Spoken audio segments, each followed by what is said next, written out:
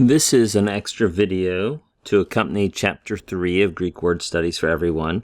I thought it might be nice just to look at 3 different Greek New Testaments. So I've copied a page from each one and scanned it in, and I thought we could look at it so you could see some of the differences.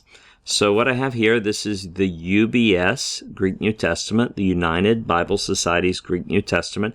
Currently, the UBS is in its 5th edition. This is actually a UBS 4th edition.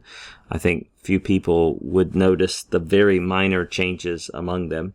But as we look here, we have the Greek text here, ha'ein aparkes, that which was from the beginning, and so on.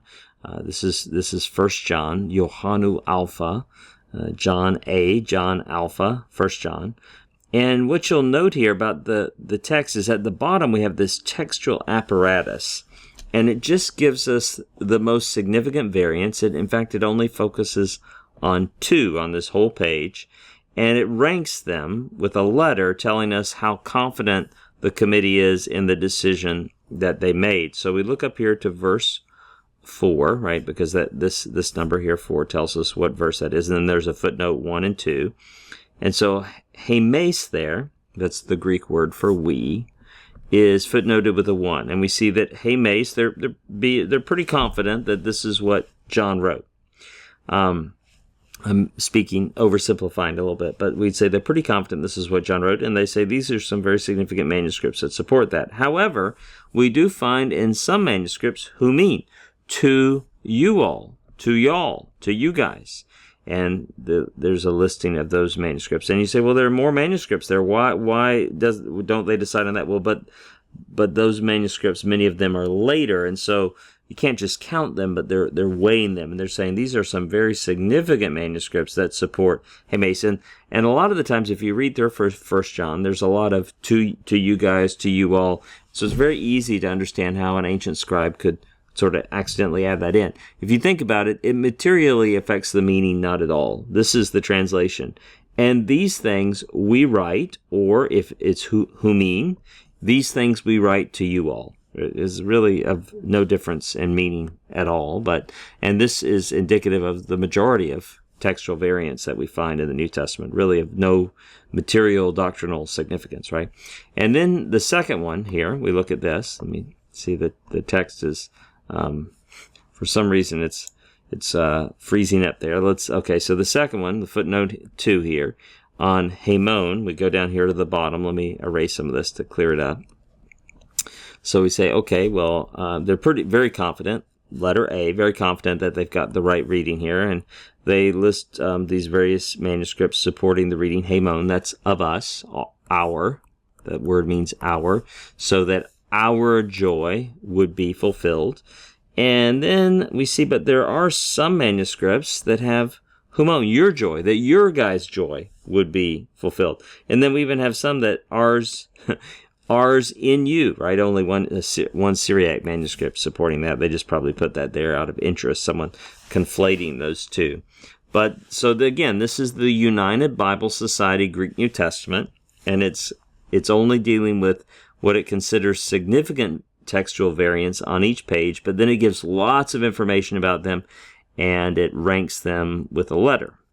Now, we're going to look next at the Nestle Alant. So I scanned in a page of 1 John of the Nestle Alant, and I'll remind you that is now in its 28th edition, but this is a 27th edition that I have scanned in here. Just happened to be what I had next to my desk. Again, I don't think hardly anyone would notice any of the minor differences between them.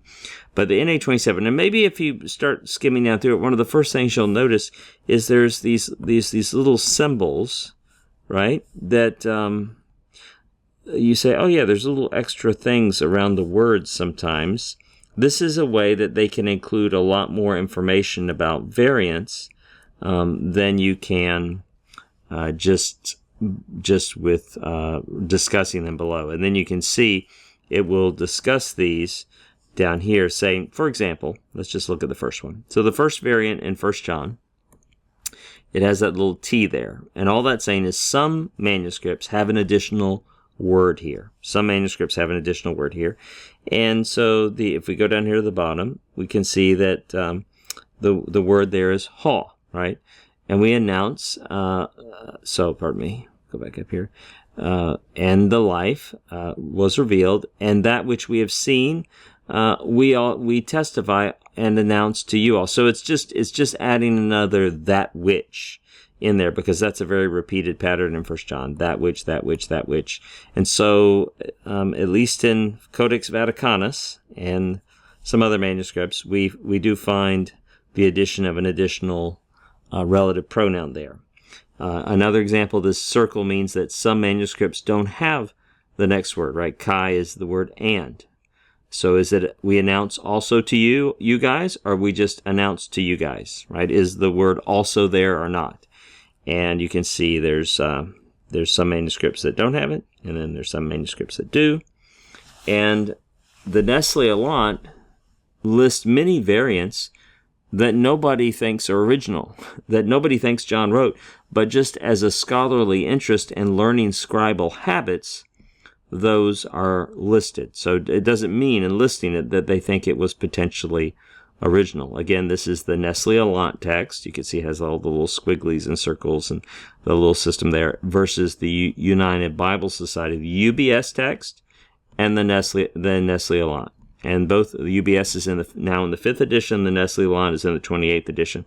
I think if I had to recommend for someone who's using this book, Greek Word Studies for Everyone, probably what I would recommend is an interlinear for almost all of you. And this is the one I recommend.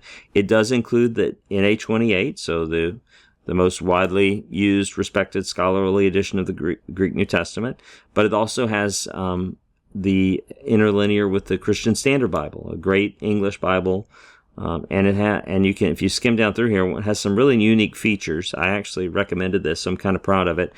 I have, I don't have anything to do with the sales of this. I get no royalties from this, but I recommended they use this card that would enable people to cover up the English text and just use it as a reader's Greek New Testament. I thought that was really neat. Also, we gave them permission to include a lot of our Greek charts. Ben Merkle and I gave them permission to include a lot of our Greek charts from our beginning grammar.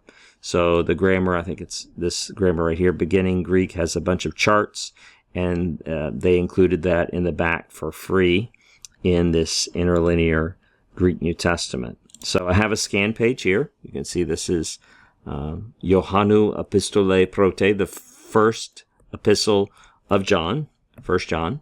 And you can see to the right, it's nice because it just has the CSB text. But then it has the Greek text of the Nestle Aland 28, and then interlinear, it has word for word underneath it, what was from beginning, what we have heard, and what we have seen. It has very literalistically the Greek text in an interlinear fashion. If you wanted of course, there's lots of free digital Greek New Testaments. There's no need to buy one. But most people like to have a print copy, and I think for most students in this class, this would be a good first Greek New Testament. If you want to use the little card, you can cover up the English underneath. And then, as your Greek skills grow, you can use it as a reader's Greek New Testament, because it gives you here some of the rare vocabulary or parsings at the bottom to help beginning and intermediate students who might not know some of the vocabulary.